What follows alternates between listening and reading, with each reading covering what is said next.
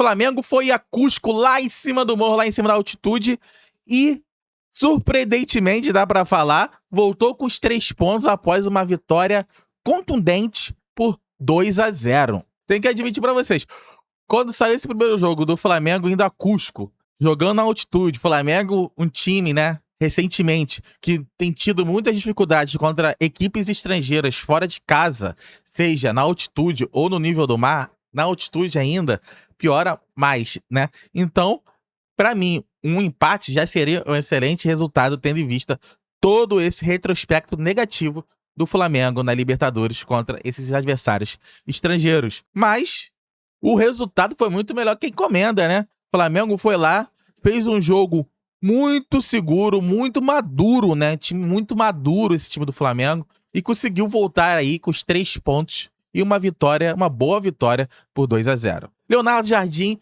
montou a sua estratégia e teve muito êxito. Tudo que ele planejou praticamente foi bem executado pelos jogadores e teve ótimo resultado em campo. Ele claramente tinha uma proposta, que era jogar compacto, né? Bloco médio, ou seja, tentar recuperar essa bola ali a partir da intermediária e ter a posse, né? Controlar o jogo a partir da posse de bola, para que dessa forma os jogadores não precisassem ficar toda hora fazendo transição ofensiva, defensiva, se desgastando, correndo atrás do time de Cusco, porque se o Flamengo fosse correr atrás deles, provavelmente o Flamengo ia perder esse jogo, já que ia cansar muito rapidamente. Então, a estratégia foi tirar a velocidade do jogo, né? Deixar o jogo mais cadenciado, mais confortável para os jogadores do Flamengo, e tudo isso passava em ter a posse de bola e acertar os passes. Tudo isso deu certo porque a escolha dos jogadores foi muito inteligente. Leonardo Jardim optou por um time mais físico, um time capaz de competir fisicamente, mas um time que tinha uma característica de controlar a posse, já que a posse de bola, o controle de jogo com a bola nos pés seria fundamental, e foi. Então, era um time fisicamente forte e um time tecnicamente bom o suficiente para controlar o jogo a partir da posse. E para isso, ele levou a campo, principalmente do meio para frente, Everton Araújo, que era esse jogador para, né, combate, muito combate, fez uma boa partida em preencher os espaços. Nico de la Cruz, jogador, fez uma partidaça, jogadoraço, né? Pena que ele muitas vezes não está saudável para jogar todas as partidas, mas é um jogador completo, né? Um meio-campista completo. Nico de la Cruz foi um regista mesmo ali nesse meio de campo, um maestro. E Paquetá. Na ponta direita ele colocou ali o Carrascal, na esquerda Plata, e mais à frente Bruno Henrique, que vamos falar um pouquinho mais pra frente do Bruno Henrique, que é um absurdo. Então, com esses jogadores, o Flamengo foi capaz de competir fisicamente e controlar a posse, principalmente porque os seus pontas, digamos assim, eram jogadores que sempre procuravam esse jogo mais por dentro, esse jogo mais associativo, um jogo que ficou muito compacto, né? Principalmente Plata e Carrascal toda hora entrando para dentro do campo, procurando o Paquetá para sair as tabelas, né? Fazer o jogo girar, até aquela posse de bola estéril que nesse jogo foi muito positiva para fazer o tempo passar e o time não se desgastar tanto. O jogo foi controlado desde o primeiro minuto, tudo muito tranquilo. O Flamengo, no primeiro tempo, sofreu pouquíssimos riscos, teve algumas chances, principalmente de chutes fora da área com o Lucas Paquetá. Até que no segundo tempo, o Flamengo chegou ao gol de cabeça, num cruzamento muito bom de Ayrton Lucas. Bruno Henrique agora vamos falar dele, né? Bruno Henrique ele é sacanagem, cara. Bruno Henrique é sacanagem. Tem que respeitar muito a instituição Bruno Henrique. Cara, que esse cara joga de futebol é uma barbaridade. Esse cara tem 35 anos. E continua rápido. É um negócio assombroso. É assombroso, pô. A gente vê os caras de 35 anos aí jogando 15 minutos, 20 minutos, entrando no segundo tempo, já não tem mais aquele, fisicamente já não consegue mais competir tanto, tem aquela velocidade. Cara, isso não se aplica em nada ao Bruno Henrique. Bruno Henrique continua competindo muito, dando piques, dribles, finalizando pro gol, fez gol de cabeça, uma impulsão, pô, estratosférica. Sim, jogadoraço, jogador e, além disso tudo, né, que estrela, né? viciado em decidir. O Bruno Henrique é impressionante que desde 2019 você pega os gols dele, os gols dele são tudo assim, quando o placar tá empatado, tá 0x0, tá 1x1, 2x2, ele vai lá e faz o terceiro. Ele faz sempre o gol de desempate, cara. É impressionante isso.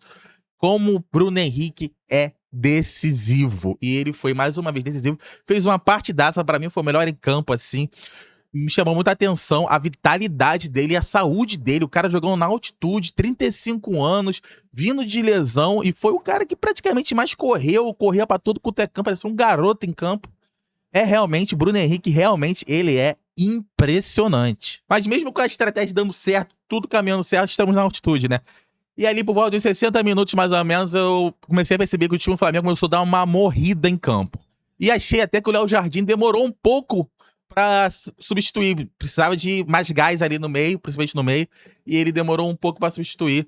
O Flamengo chegou a tomar um gol, mas o gol foi anulado pelo VAR. Traçou as linhas ali, né? Eu confesso que até agora, eu não sei se tava ou se não tava, a linha muito... A resolução da imagem muito ruim, a linha também pareceu que foi traçada errada, então não dá pra saber se tava ou não tava, mas o fato é que o gol foi anulado, e a partir daí parece que o Léo Jardim tomou um susto e fez as alterações que já deveria ter feito antes do gol. Mas ele fez alterações, e as alterações também foram muito inteligentes. Ele colocou um time...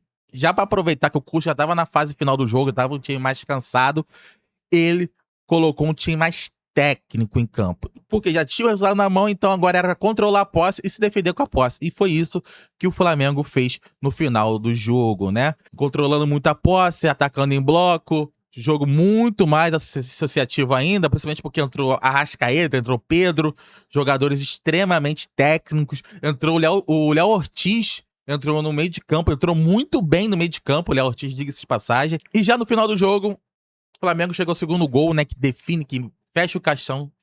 Gol de Arrascaeta, um gol de cabeça, ele tentou ali, né, algumas vezes, e depois de cabeça ele conseguiu fazer o gol. O Flamengo volta com 2x0, um desempenho bom, um ótimo desempenho, se a gente levar em conta a altitude, um desempenho espetacular do Flamengo na altitude. Muito melhor do que eu imaginava que seria. O Léo Jardim, agora, ele abre um caminho aí, né? Será que ele vai conseguir jogar com fazer desse Flamengo o time que se adapte ao adversário, né? Dependendo do adversário, vai ter uma nova abordagem, escalações diferentes. Vamos ver. Outra coisa que a gente tem que ficar de olho também é que Arrascaeta e Paquetá, nesse momento, parece que é um ou outro. Temos que entender se Leonardo Jardim entende que foi uma coisa assim situacional, né? Dessas últimas semanas aí, de ser um ou outro, mas ele pretende escalar os dois juntos. Ou se ele entende mesmo que ou joga Arrascaeta ou joga Paquetá. É algo pra gente ficar de olho, mas a notícia boa é essa. O time tá crescendo de produção, de desempenho depois da patética, dá pra dizer assim, atuação frente ao Red Bull Bragantino. Mas eu quero saber de você, o que você achou dessa partida do Flamengo na altitude? Você imaginava que o Flamengo iria vencer o time de Cusco? Ou você achava, assim como eu, que poderia até perder, né? Será que veremos um Flamengo fazendo uma boa fase de grupos, finalmente? Ou vai ser aquele Flamengo que vai ter aquelas fases de grupos problemáticas igual das últimas Libertadores?